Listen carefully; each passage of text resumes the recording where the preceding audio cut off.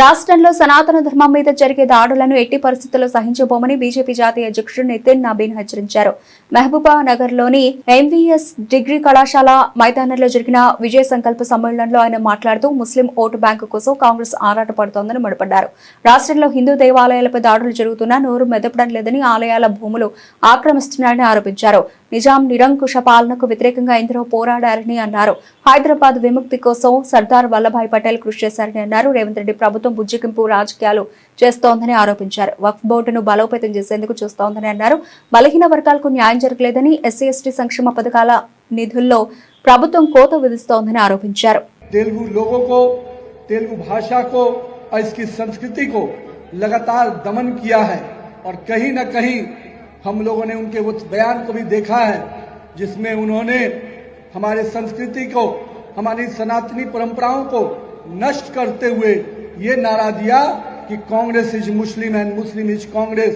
ये नारा कहीं न कहीं शर्मसार करता है इस राज्य के मुख्यमंत्री के उस चरित्र को जिन्होंने इस प्रकार का बयान दिया और कहीं न कहीं कांग्रेस की चरित्र को सामने किया कि कांग्रेस केवल और केवल मुस्लिम वोट बैंक की राजनीति के लिए आगे काम करती है, जनता के लिए नहीं।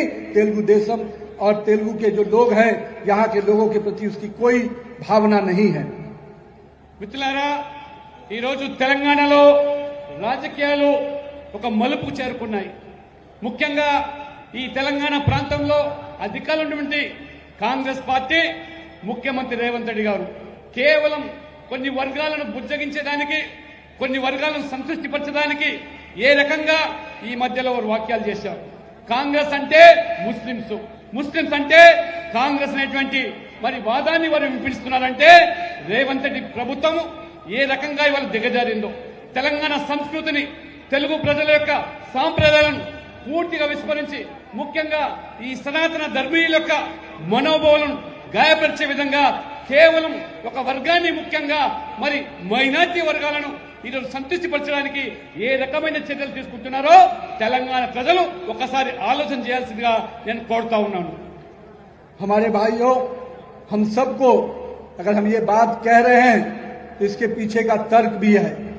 आप देखेंगे यहाँ की सरकार का बजट जो एससी एसटी के लिए था उसको घटाने का काम किया और अल्पसंख्यक आयोग, अल्पसंख्यक विभाग के बजट को बढ़ाने का काम यह स्पष्ट रूप से दिखाता है कि यहाँ के समाज के दलित पिछड़े के प्रति उनकी क्या सोच है, हमारे आदिवासी भाई बहनों के प्रति उनकी क्या सोच है।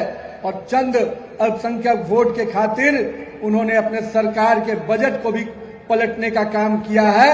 इसका भी जवाब जनता देगी, हम सबको तैयारी करनी है। मित्रों, जिस प्रकार से तेलंगाना में वक्फ बोर्ड के देश का सबसे अमीर वक्फ बोर्ड बनकर बैठा है, बड़े 77,000 एकड़ करीब जमीन उसके स्वामित्व में है, ये दर्शाता है कि किस प्रकार से समाज के लोगों का शोषण कर यहाँ की सरकार पूरी तरह से वक्फ बोर्ड को मजबूत करना चाहती है। और कहीं न कहीं कांग्रेस की जो चरित्र रही है कि हम अल्पसंख्यक के तुष्टीकरण की राजनीति को आगे बढ़ाएंगे, तो भारतीय जनता पार्टी का कार्यकर्ता कमर कस के खड़ा हो गया है। हम इसके खिलाफ आंदोलन आगे बढ़ाने को तैयार खड़े हैं।